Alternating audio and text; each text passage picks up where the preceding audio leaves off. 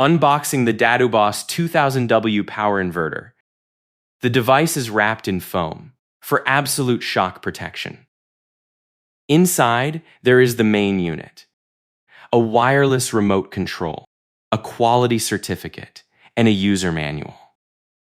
4. Assembling the two plastic bracket halves. It comes with heat-resistant red and black DC power cables, crimped with extremely safe anti-static ring terminals. A ring terminal helps increase the contact area, significantly reducing internal resistance and preventing dangerous heat generation. 2. Extremely impressive technical specs with a rated power of 2000 double, 36 volts DC input voltage, and 220 volts AC pure sine wave output voltage. The front is equipped with an AC socket and an LCD screen. The back features DC power terminals and 2 cooling fans. The remote is highly responsive with a red LED indicator. Proceeding to measure the outer casing. The results help accurately calculate the dimensions for the 3D printed Parkside mounts. Starting to remove the flange. The mainboard is revealed with its power components, arranged highly scientifically.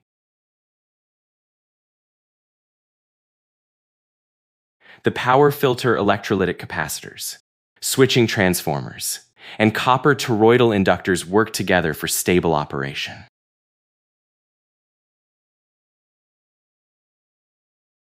A thick aluminum heat sink tightly clamps the MOSFET array to ensure continuous heat dissipation.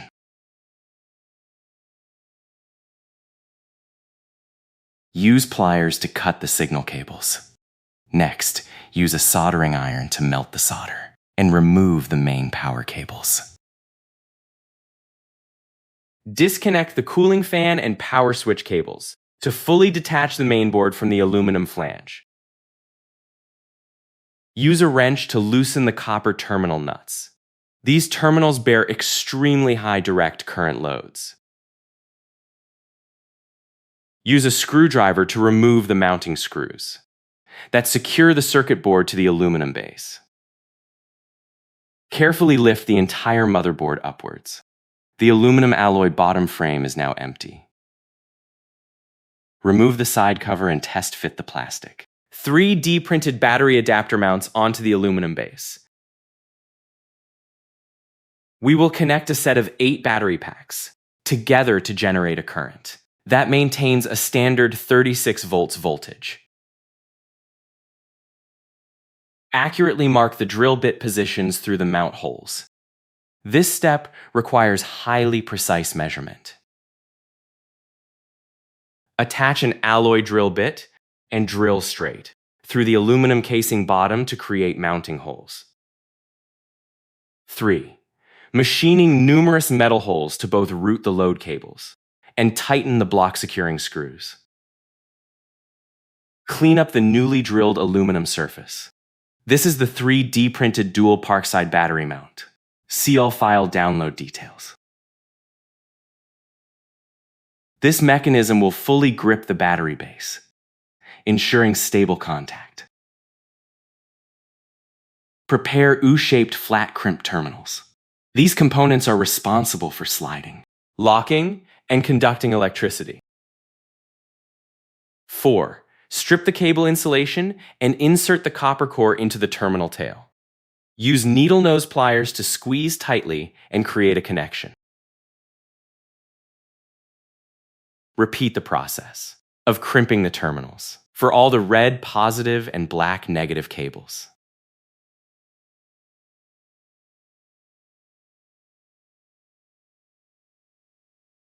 Use a soldering iron to apply melted solder into the terminal gap. The solder joint provides permanent reinforcement to prevent electrical arcing.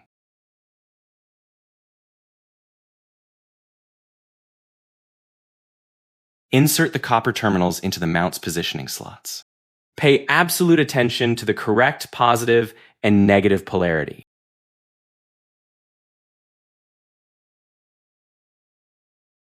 Apply a drop of super strength CA glue to permanently lock the metal contacts into the load bearing. 3D printed frame. Route the electrical cable tails to the back. Thus, we have finished crafting a sliding mount block.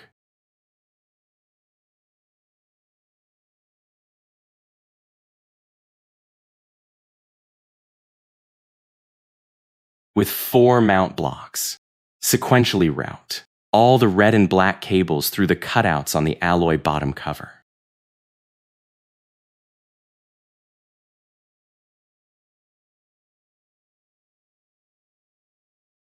The system uses 8 batteries, achieving a total storage capacity of 1,184 with 37 volts x32. Very powerful. Use metal tweezers to pick up the nuts, and use a screwdriver to tightly secure the 4 plastic trays to the aluminum casing.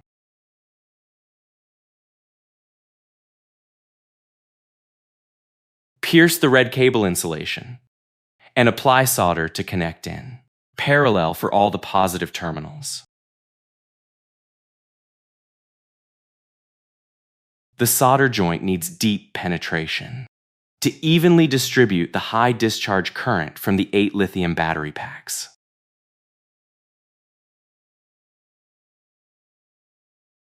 Similarly, strip the insulation and solder the black negative cables together into a single conductor.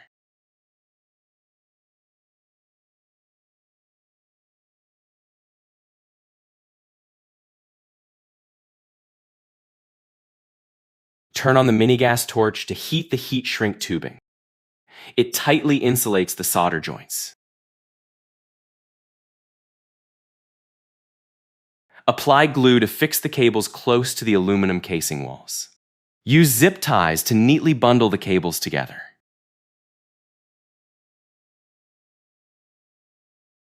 Secure the zip ties and straighten the electrical cable bundles, both the red positive and black negative ones.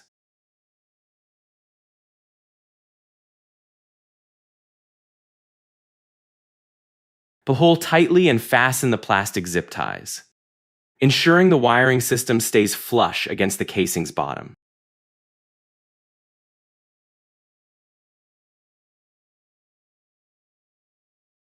Use pliers to cut off the excess zip tie tails. The wiring surface is now extremely neat.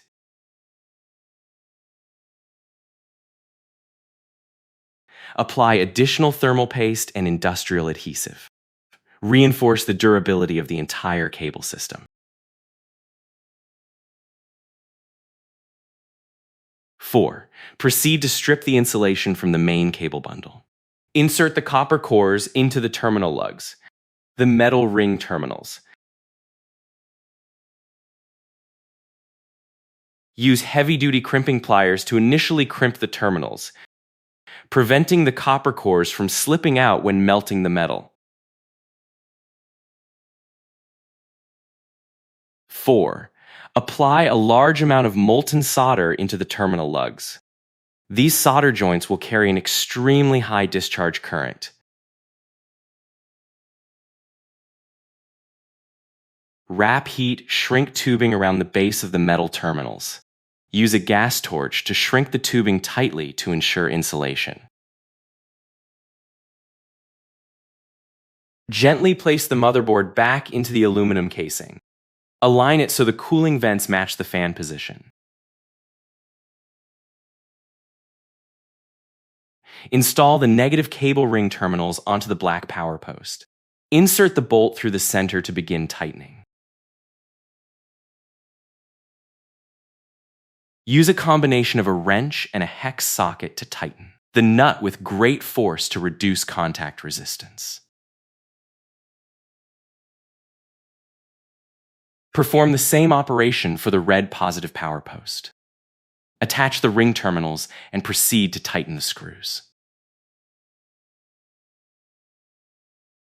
Tightly secure the positive power nut These are the 2 points, the most crucial nodes of the inverter system.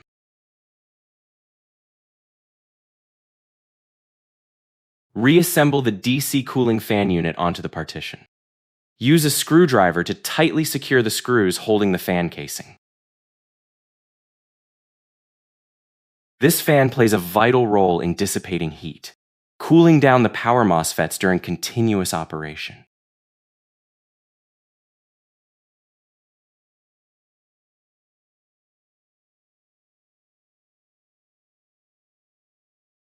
Use tweezers to plug the fan's power supply connector back in. Add plastic zip ties to bundle the signal cables neatly.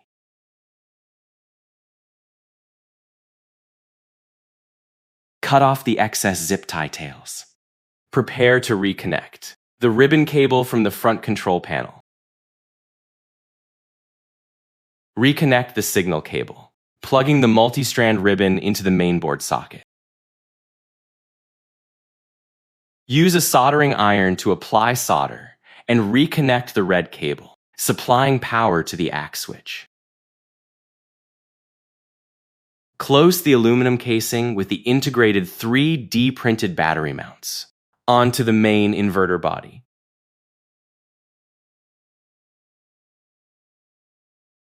Slide the 820 volts Parkside batteries one by one into the U-shaped mounts to supply power.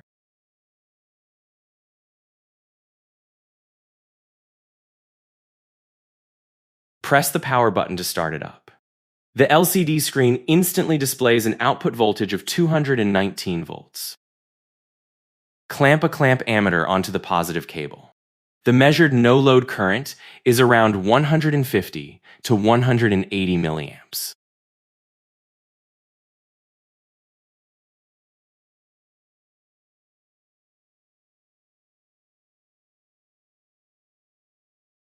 Connect the inertia oscilloscope through an isolation transformer to check the waveform.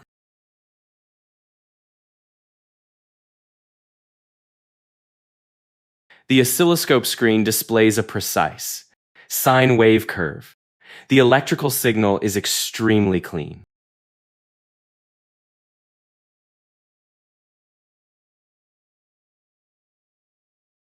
Plug a power meter into the ACK outlet. The meter shows the power consumption starting to increase.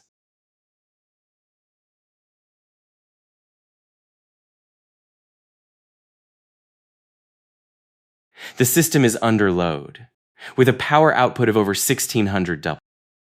The DC clamp ammeter jumps to 45 A. 1. A heavy load test with 2 high-power heat guns.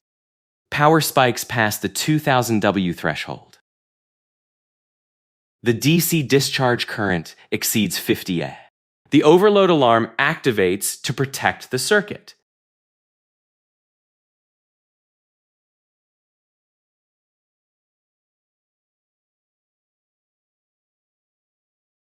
Remove the Parkside battery blocks from the sliding mounts to proceed with the casing finishing phase.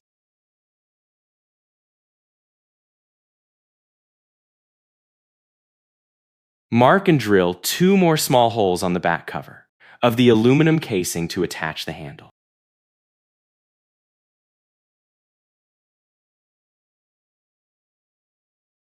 Place the orange 3D printed plastic handle on the back cover. Insert the bolts through the holes.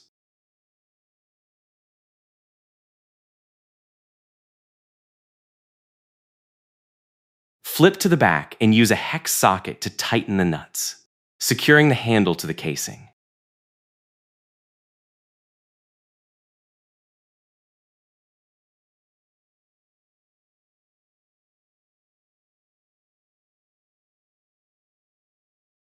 Proceed to assemble the aluminum casing of the device.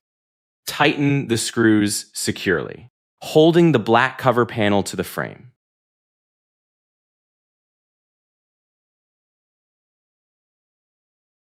Four, secure the cooling fan flange bracket. The mechanical structure must be sturdy enough to support the weight of the batteries. 5. Hang the device on a portable electronic scale. The net weight of the inverter block is 4.03 kilograms.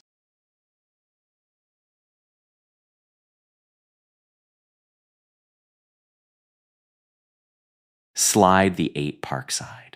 Lithium battery blocks into the base mounts. The locking mechanism secures them tightly, preventing vibration during movement. The full loaded weight with 8 batteries reaches 10.92 kilograms. Perfectly suitable for carrying around on camping trips.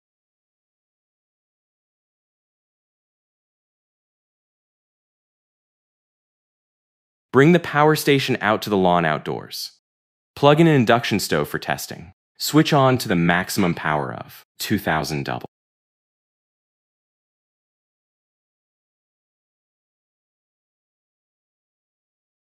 The pure sine wave alternating current helps the induction stove's circuit board operate smoothly without reporting errors.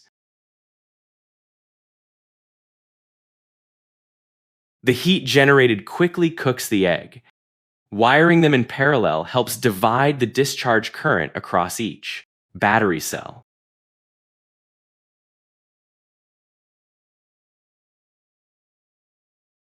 Lower the stove's power to 800 W. The meter shows an actual power consumption of 1008 W with a battery voltage of 37.6 volts. A perfect test with a fried egg. This power station has more than enough capacity to power a high-power electric grill.